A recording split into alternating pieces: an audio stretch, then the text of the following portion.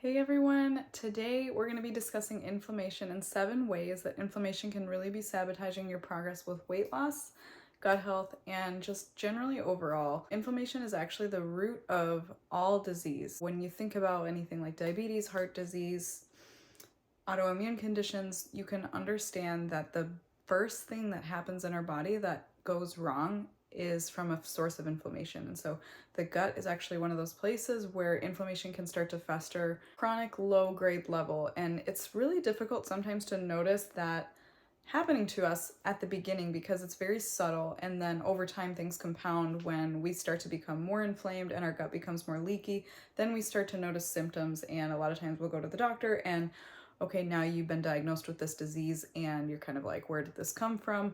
Inflammation was the thing that really did set everything off and began all the dominoes falling down one after the other.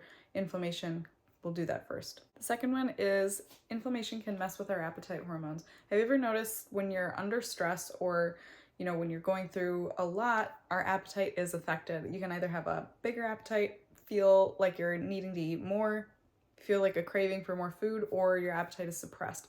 So this is leptin and ghrelin at play. We have certain appetite hormones that kind of help us understand when we are hungry and full, kind of tell us when we should eat, and those things actually can become really imbalanced. Inflammation is a culprit for imbalancing them. Dysregulation in those can actually result in us eating more than our body needs, meaning we can have an energy surplus.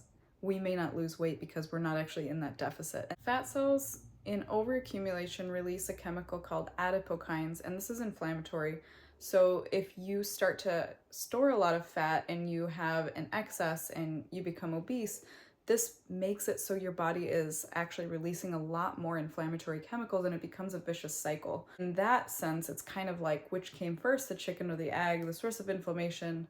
Then we start accumulating fat, and then this fat becomes inflammatory, preventing our body from reaching this place of balance where it can disrupt that inflammation. Things can start simmering down. We do have to figure out how we can interrupt this pattern, and I'm going to review a few ways we can do that at the end of this video. Have you ever heard of the hormone cortisol? This is something that our body releases more of in a state of chronic inflammation. So again, we become inflamed and our body starts responding by releasing more cortisol.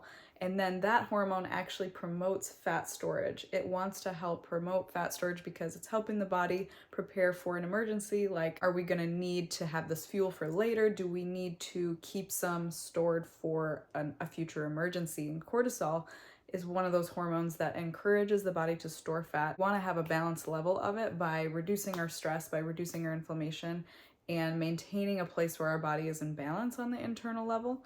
But in this place where we're chronically inflamed, cortisol will spike more. Another thing that cortisol does that a lot of people are unaware of is it'll increase your cravings for higher fat, higher sugar foods, making it easier to go after those foods to kind of help yourself feel better. Number 5 is very important. Inflammation can alter the gut microbiota.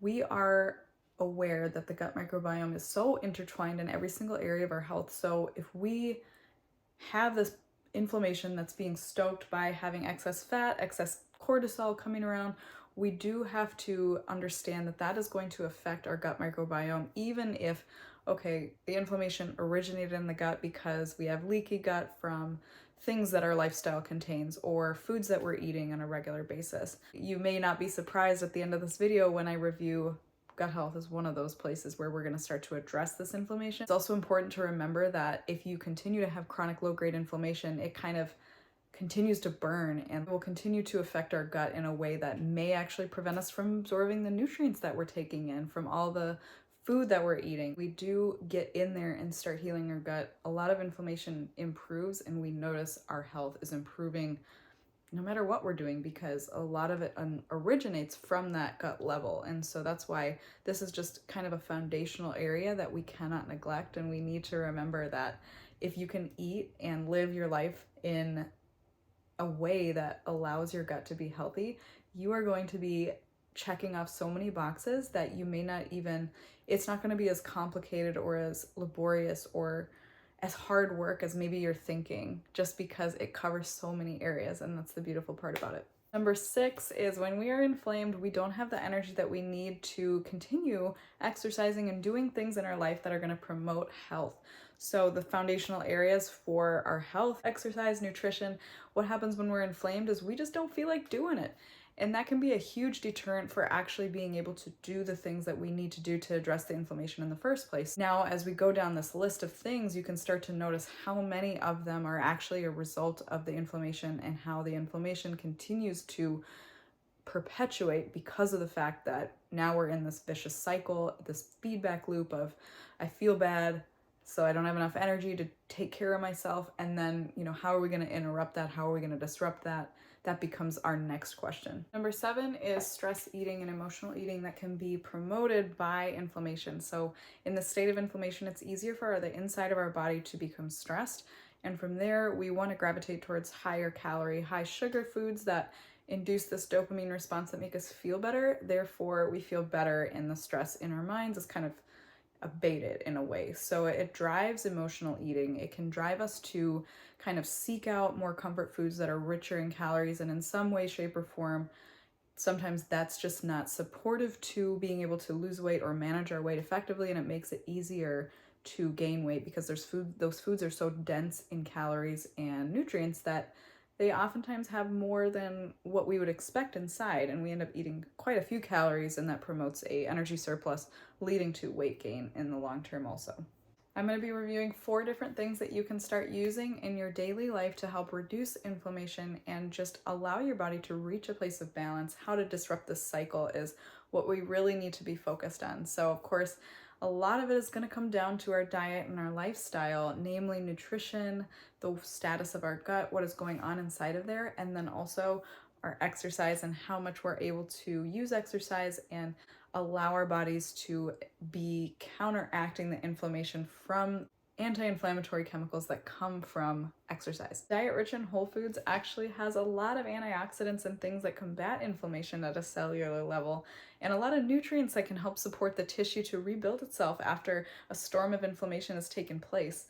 So then we come into the gut health part of it, and with our lifestyle, taking a lot of medications, we live under a lot of stress, things that disrupt the gut, diet, all the things that can help promote leakiness in the gut, we want to take those out, and we want to start encouraging our gut lining to heal, seal up, and have a good, diverse gut microbiome. If that is something that you need support with, check out the other videos on my channel to help review what it is that you can do next. If you're looking for the next steps, I have a lot of videos reviewing that on my channel, so I encourage you to go check those out. Strength training in particular is really supportive for reducing inflammation because of the myokines that were released from our muscle when we are doing muscle strengthening exercises, lifting weights, doing resistance work. Anything that's contracting your muscle and working to grow it is going to help support your body to reduce inflammation in the systemic sense. Now, if you're in a place where you just feel like completely fatigued and exhausted, and adding another thing just feels like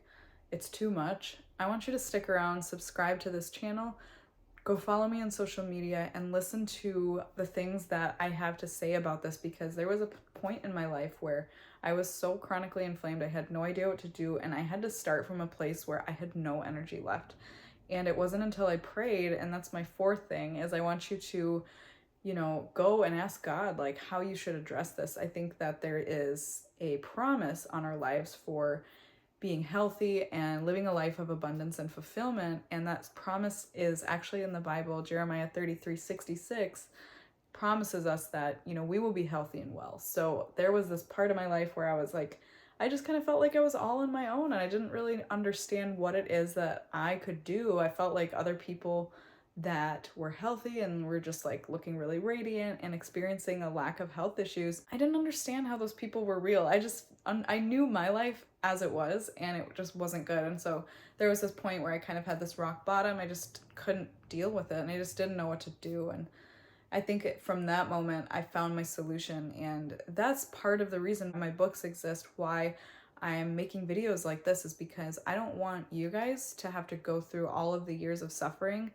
like I did. Like, I want to be able to provide a shortcut and just wisdom to help support you in finding your own solution, because there are certain things that are true generally across the board for people.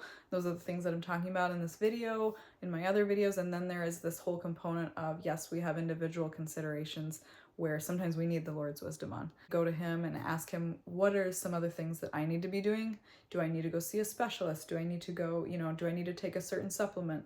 There are certain things that we can discover through plugging into our relationship with our Heavenly Father. So that is how I want to end. I want you to just comment what you took away from this video, what you're dealing with right now. I'd love to pray for you. I'd love to hear how you are doing, and I'm looking forward to seeing you in the next video. You guys take care.